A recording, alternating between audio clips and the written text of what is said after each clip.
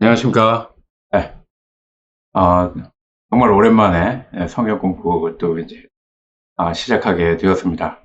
이번에는 그 마태복음 5장에 나와 있는 한상 설교에 대해서 우리가 함께 공부하고 또 말씀을 나누어 보았으면 좋겠습니다. 그래서 오늘은 먼저 마태복음 5장 1절부터 2절까지의 말씀 먼저 보면서 우리가 함께 공부를 해보도록 하겠습니다. 마태복음 5장 1절부터 2절까지의 말씀을 좀 직역해서 해석을 해봤는데요. 한번 읽어보면은요. 그러자 그는 무리들을 보고 산으로 올라가셨습니다. 그리고 그가 앉으시니 그의 제자들이 그에게로 나와왔습니다. 그래서 그는 입을 열어 다음과 같이 말하면서 그들을 가르치곤 하셨습니다. 하나님께서 주신 율법에 있어서 가장 근본적인 계명은 우리가 잘 아는 그 10계명이라고 할 수가 있습니다. 이 10계명은 하나님께서 인간에게 직접 주신 계명이죠. 유대인들의 율법은 바로 이 하나님께로부터 직접 받은 이 10계명을 기초로 하고 있다라고 하는 것입니다.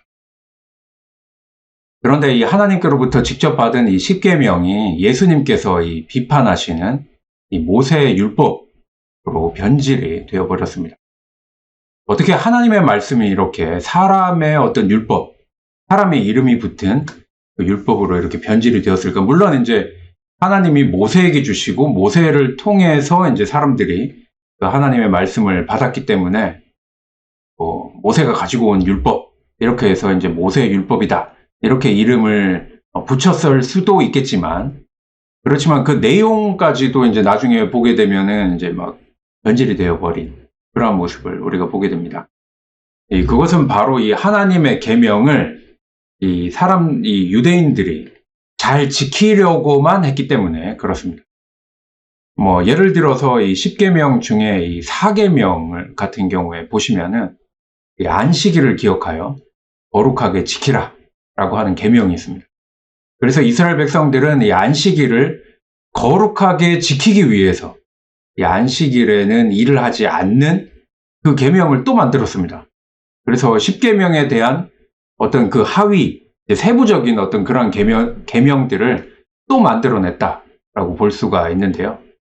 누가복음 6장 1절의 말씀을 보게 되면은 이 예수님의 제자들이 이 안식일에 예수님과 함께 이 밀밭 사이로 지나가시다가 밀 이삭을 잘라서 비벼서 먹는 일이 나옵니다. 그러자 2절에 보면은 이 바리새인들이 말하되 어찌하여 안식일에 하지 못할 일을 하고 있느냐 이렇게 따져 묻는 그러한 장면이 있습니다. 이 바리새인들 입장에서 보면은 이 예수님과 그 예수님의 제자들이 이 10계명의 4계명을 지키지 않은 그 안식일을 거룩하게 지키라 라고 하는 그 모세의 율법을 지키지 않은 그런 모습입니다. 왜냐하면 안식일에 일을 하지 마라라고 하는 그 거룩하게 지키려면 일을 하지 않아야 되는 이 세부 규정이 있는데 그 일을 하지 말라라고 하는 그 세부 규정을 위반을 했다. 이렇게 지적을 한 것입니다. 여기에 우리는 유대인들이 가진 이 율법에 대한 개념을 볼 수가 있는데요. 이 율법의 근본인 10계명, 그리고 그 10계명을 레위기나 민수기나 이런 데 보면 이 어떤 사람들이 모여있는 어떤 공동체이다 보니까 어쩔 수 없이 세부적인 어떤 계명들을 만들어내야 하는 상황들이 있습니다. 그래서 모세가 하나님께 여쭤보고 이럴 때는 또 어떻게 해야 됩니까? 10계명만으로는 어떻게 적용을 할 수가 없다라고 했을 때 또 그때마다 알려주신 그런 이 율법들이 있습니다. 또 하나님께 또 직접 물어보지 못하는 경우에 또 여러 가지 이 상황들이 사람이 살아가는 이 실제의 삶 속에서는 굉장히 여러 가지 상황들이 있잖아요. 그래서 그런 상황들을 적용시키려고 또 만들어낸 율법들이 있단 말입니다. 율법의 항목들이 또 있단 말입니다. 이런 것들을 모세의 율법 혹은 이 장로의 유전 이렇게 이제 그 복음서에서는 기록을 하고 있는데요. 그렇다면 여기서 우리는 이런 질문을 할 수 있어야 합니다. 이스라엘 백성들은 왜 하나님께서 직접 모세를 통해 주신 10계명도 있고 레위기, 민수기 이런 것들을 신명기 또 이런 말씀들을 통해서 이제 여러 상황들을 적용할 율법들이 있는데 또 뭐 장로의 유전, 또 세부 규정, 뭐 안식일에는 뭐 몇 걸음 이상은 걸으면 안 된다. 뭐 이런 세부 규정을 왜 만들어냈을까 하는 것입니다. 그것은 바로 율법을 잘 지키기 위해서입니다. 뭐 율법을 잘 지키는 게 왜 그렇게 문제가 되냐라고 할 수가 있지만 우리가 이것을 한번 좀 잘 생각을 해보시기 바랍니다. 그들은 하나님께서 주신 특별한 이 계명들이 있죠. 모세를 통해서 주신 뭐 십계명도 있고 또 레위기, 신명기, 민수기 뭐 이런 또 율법들 뭐 여러 가지 계명들이 있는데 이러한 계명들은 모두 다 하나님께서 주신 것입니다. 그렇기 때문에 이 계명을 아주 잘 지켜야 된다라고 생각을 했습니다. 그런데 잘 지키려고 하다 보니까 이런 상황에서는 어떻게 해야 이 계명을 잘 지킬 수 있을까? 또 저런 상황에서는 어떻게 해야 이 계명을 잘 지키는 것일까? 하는 것들이 이 계명들이 너무 이제 세분화되어 있지 못하다라고 느껴지게 된 거죠. 뭐 그럴 거 아닙니까? 교통법규를 잘 지켜야 된다. 그런데 교통법규를 어떻게 하는 게 잘 지키는 겁니까? 그냥 기본적으로는 뭐 과속하지 않고 뭐 난폭운전하지 않고 뭐 이런 것들 있잖아요. 그런데 또 여러 가지 접촉사고들의 어떤 상황들을 우리가 보게 되면은 여러 가지의 어떤 이유가 있는 사고들이 일어나게 되잖아요. 그럼 그때마다 어떻게 이 법을 적용할 것인가 하는 게 중요하잖아요. 그러다 보니까 이 법이 모호할 때는 결국은 재판에 들어가서 이 재판에서 여러 가지 이 논쟁들을 통해서 이 재판을 또 받게 되는 것을 보게 되지 않습니까? 바로 그런 거죠. 이 어떻게 잘 지킬까 하다 보니까 세부적인 계명들을 계속해서 만들어낼 수밖에 없었던 거죠. 그리고 세부적인 계명들을 만들어내다 보니까 이 지도층 입장에서는 이 백성들을 잘 통제할 수 있는 수단이 또 이 율법이 되게 된단 말이에요. 이 인간의 어떤 이익이 거기서 발생을 한단 말이죠. 그러다 보니까 더 세부적인 규정을 만들어내서 그 전체 공동체를 또 어떤 사람들을 통제하는 수단으로 이 변질되게 되었다라고 하는 것입니다. 그렇기 때문에 예수님께서는 이러한 유대인들의 어떤 율법을 지키는 이 율법의 행위에 대한 어떤 접근 방식 자체가 잘못됐다라고 비판을 하신 것입니다. 그래서 율법을 잘 지켜야 한다라고 하는 마음으로 계명에 접근하는 것이 아니라 이 율법을 주신 하나님의 그 뜻이 무엇인가, 그런 말씀을 우리에게 주신 하나님의 마음이 무엇인가 하는 그런 질문으로 접근을 해야 된다. 계명을 잘 지키려면 그렇게 접근을 해야지, 잘 지키기만 해야 된다라고 하니까 뭐 통제 수단으로 변질되거나 아니면 또 세부 규정을 가뜩이나 지금 율법도 많은데 또 더 만들어내야 된다거나 이런 문제들이 생겨나게 된다라고 하는 것이 예수님의 이 비판의 내용이었던 것입니다. 우리도 어떤 사람과 이렇게 일상 대화가 아니라 조금 뭐 중요한 이야기를 했을 때 그 사람이 하는 이야기가 어떤 의미인가 하는 것들을 좀 생각하면서 이 중요한 대화를 하게 되지 않습니까? 그러면 그 사람의 이 말을 하는 그 말의 뜻과 마음이 무엇인가 하는 것을 우리가 중요하게 생각을 하면서 그 중요한 대화를 주고받을 수 있게 된다라고 하는 것입니다. 그렇다면 하나님께서 인간들에게 주신 이 율법이라고 하는 것은 겉으로 보면은 유대인들이 생각하는 것처럼 이 잘 지켜야 할 어떤 법규처럼 보이지만 이 주신 율법은 바로 하나님의 말씀이라고 하는 것입니다. 그 말씀을 정말 중요하게 주신 그 하나님의 뜻, 하나님의 마음이 무엇인가 하는 것을 깨닫는 것이 정말 중요한 것이다 라고 하는 것입니다. 그렇다면 율법에 접근하는 가장 첫 번째, 하나님의 뜻과 하나님의 마음이 무엇인가 하는 것을 생각하는 것이 가장 중요하다라고 하는 것이죠. 예수님께서는 바로 이것을 말씀하신 것입니다. 니네가 율법을 잘 지킨다 하는데 율법을 더 잘 지키기 위해서는 바로 하나님께서 그 말씀을 주신 그 뜻과 그 마음을 먼저 무엇인가 깨닫는 것이 중요하다라고 하는 것이죠. 그래서 다시 누가복음 6장으로 다시 돌아가서 예수님과 바리새인들의 이 안식일 논쟁을 보게 되면은 바리새인들, 즉 유대인들은 안식일 율법을 지켰는가 그렇지 않은가 하는 그런 주장입니다. 그러나 이에 대해서 비판하시는 예수님께서는 안식일을 말씀하신 그 하나님의 그 마음, 하나님의 그 뜻이 무엇인가를 생각해 보았는가라고 하는 것이 중요한 문제다라고 하는 것입니다. 그래서 누가복음 6장 그 3절과 4절의 말씀을 보게 되면은 예수님께서는 다윗이 그 사울 왕을 피해 도망다니던 때에 자신과 함께한 사람들과 이 제사장들만이 먹을 수 있는 그러한 진설병을 나눠 먹은 일에 대해서 말씀을 하시면서 지금 이 진설병은 율법에 의하면 제사장들만 먹을 수 있는 거지만 이 다윗과 그리고 다윗과 함께한 사람들이 너무 배가 고파서 지금 힘이 너무 빠진 상황이라고 한다면 사람의 목숨이 중요한 것인가? 아니면은 진설병은 제사장만이 먹어야 된다라고 하는 그 율법이 중요한 것인가? 하는 이 두 가지의 어떤 문제 가운데서 뭐가 더 중요한가 하는 것입니다. 그러면 안식일에 제자들이 배가 고파서 그 밀을 이렇게 잘라서 그 밀을 이렇게 비벼서 먹는 게 너무 배가 고프니까 그걸 먹는 게 중요한 것인가?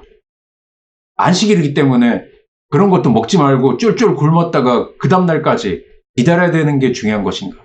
하는 것을 질문하는 것입니다. 이 창세기 2장에 보면은 이 안식일에 대한 기본 개념이 나오죠. 창세기 2장 2절에 보면은 하나님이 그가 하시던 일을 일곱째 날에 마치시니 그가 하시던 모든 일을 그치고 일곱째 날에 안식하셨다. 라고 말씀하시면서 이 창세기 2장 3절의 말씀에 보면은 하나님이 그 일곱째 날을 복되게 하사 거룩하게 하셨으니 이는 하나님이 그 창조하시며 만드시던 모든 일을 마치시고 그날에 안식하셨다. 이렇게 말씀하고 있습니다. 이 안식이라고 하는 게 물론 한자긴 하지만 사전적인 의미를 찾아보면은 근심 걱정 없이 편안하게 쉬는 것을 이 안식이라고 이야기하지 않습니다. 그러면 근심 걱정 없이 편안하게 쉬는 날이 바로 안식일이라고 할 수가 있습니다. 일주일 동안 이 세상을 만드시기 위해서 수고한 그 모든 수고를 이 일곱째 날에 편안하게 쉼을 얻고 재충전을 하는 날이다 라고 하는 겁니다. 그런데 근심 걱정 없이 이 편안하게 쉬어야 될 이 안식일에 이 안식일을 율법적으로 제대로 지키기 위해서 걸음도 몇 걸음 이상 걸으면 안 되고 아무리 배가 고파도 밀 이상 먹으면 안 되고 누가복음 6장 6절로부터 10절에 나오기는 하지만 오른손 마른 사람을 치료로 해서도 안 된다.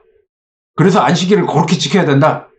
라고 이야기를 한다면 그게 정말 근심 걱정 없이 편안하게 쉬는 안식일이라고 하는 그 뜻에 부합하는 것일까요?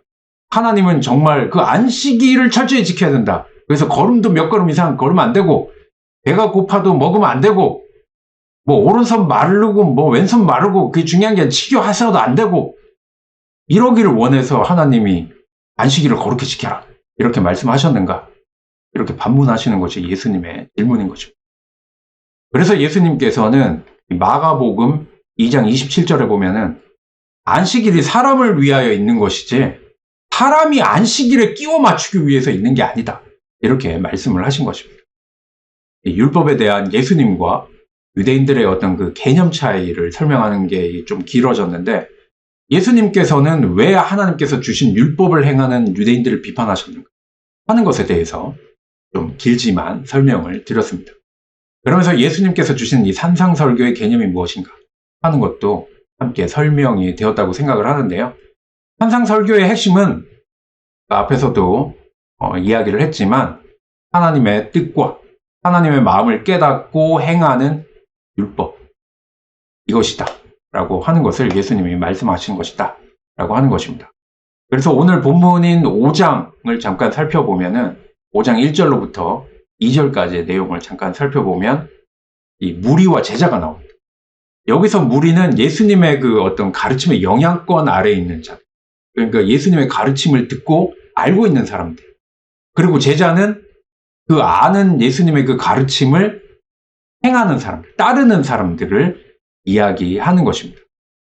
우리는 어떤 지식을 알고 그것에 대해서 영향권 아래에 있기는 하죠.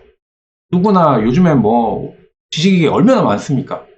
그걸 다 알고 있기는 해요. 하지만 제자가 되어서 따르고 실천으로 옮기는 것은 매우 힘든 것을 경험하고 있지 않습니까? 그래서 우리 쉽게 예를 드는 뭐 다이어트나 뭐 운동이나 이런 것들을 보면은 뭐 내 인생 30년, 40년을 살았지만 항상 다이어트와 운동은 내일부터잖아요. 또 뭐 별다르지 않지만 항상 내일부터니까 3, 40년을 한 게 아니라 안 한 거죠. 내일부터 하는 거니까. 네. 예수님의 가르침도 바로 이것과 같다라고 하는 거죠. 뭐 교회에 오래 다녔다. 나는 신앙인이다. 뭐 성경에 대해서 많이 들었다. 뭐 교회에 대해서 알고 있다. 라고 이야기는 하지만 그건 알고 있는 거지. 알고 있다라고 해서 실천을 하지 않으면은 그거는 기독교인이라고 이야기하기도 힘들지 않겠습니까? 그런데 더구나 제자라고 이야기하는 건 더 힘들지 않겠는가 하는 것입니다. 예수님의 거룩한 이 가르침인 산상설교를 우리가 이제 앞으로 좀 매주 배우면서 우리는 철저히 자기 자신을 볼 수 있는 그런 시간이 됐으면 좋겠습니다. 그래서 나는 어떤 신앙의 단계에 있는가 하는 것을 좀 나 스스로를 좀 살펴보고 나는 아직 많이 부족한 사람이구나 하는 것을 겸손하게 깨닫고 말씀 앞에 엎드리게 될 때 우리는 뭐 당장은 아니더라도 하루하루 우리는 제자가 되어가는 나 자신을 어느 순간에 발견할 수 있지 않을까 하는 생각을 해보게 됩니다. 오늘 본문 2절에서 예수님께서는 이렇게 말씀하고 있습니다. 예수님께서는 그들을 가르치곤 하였다 라고 문장을 하면서 이 미완료로 표현을 했습니다. 이 미완료라고 하는 것은 과거로부터 지금까지 어떤 일이 계속해서 반복적으로 일어나는 것을 이야기하는 거죠. 예수님의 가르침이 이 미완료, 이 문장을 이 마가가 기록하면서 미완료로 이 문장을 기록을 했다라고 하는 것은 예수님의 가르침이 지금까지 종료되거나 완성되지 못하고 반복되어져 오고 있다라고 하는 겁니다. 왜 그럴까요? 앞에서 말씀드린 것처럼 이 기독교인이라고 하는 사람들이 예수님을 따르는 제자가 되기보다는 대부분 그냥 무리로 그냥 이렇게 남아있기 때문에 그런 것입니다. 예수님을 알고 있기는 하지만 예수님을 따르는 아직 제자가 되지 못했다라고 하는 것을 이 산상설교를 통해서 깨닫게 된다라고 하는 것입니다. 이 산상설교를 본격적으로 들어가기 전에 배경 지식처럼 오늘은 좀 살펴보았고요. 다음 주부터 본격적으로 3절 시작을 본격적으로 해보도록 하겠습니다. 자, 오늘은 여기까지 하도록 하겠습니다. 감사합니다.